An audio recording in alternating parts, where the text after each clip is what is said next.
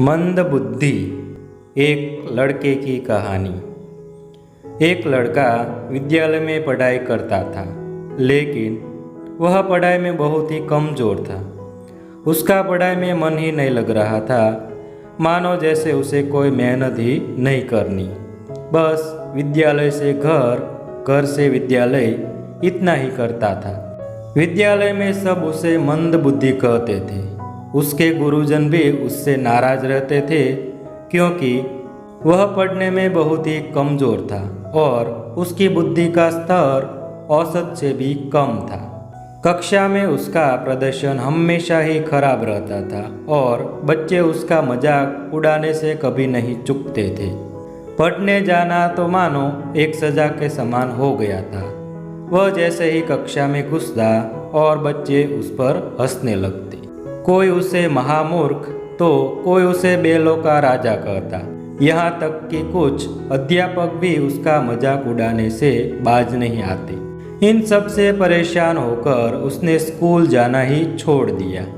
अब वह दिन भर इधर उधर भटकता और अपना समय बर्बाद करता रहता। एक दिन इसी तरह कहीं से जा रहा था। घूमते घूमते उसे प्यास लगी। वह इधर उधर पानी खोजने लगा। अंत में उसे एक कुआं दिखाई दिया। वह वहां गया और कुएं से पानी खींचकर अपनी प्यास बुझाई। अब वह काफ़ी थक चुका था, इसलिए पानी पीने के बाद वहीं बैठ गया।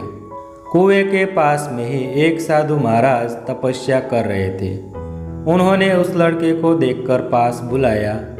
लड़के की परेशानी देखकर साधु महाराज ने उसकी सारी परेशानी जानना चाही। लड़के ने पढ़ाई में मन न लगने की उसकी परेशानी और सब उसका मजाक उड़ाते हैं उस बारे में महाराज को बताया।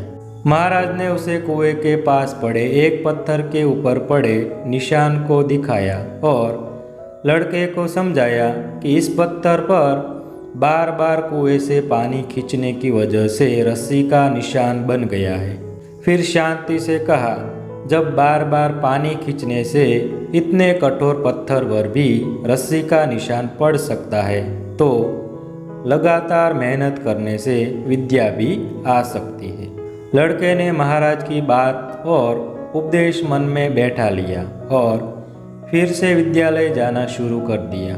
कुछ दिन तक लोग उसी तरह उसका मजाक उड़ाते रहे, पर धीरे धीरे उसकी लगन देखकर अध्यापकों ने भी उसका सहयोग करना शुरू कर दिया। उसने मन लगाकर अथाक परिश्रम किया। बाद में वह लड़का एक विद्वान बन गया। तो दोस्तों, इसी तरह हमें भी पूरी लगन और मेहनत के साथ हर एक काम करना चाहिए। सफलता हमें अवश्य मिलती है। धन्यवाद।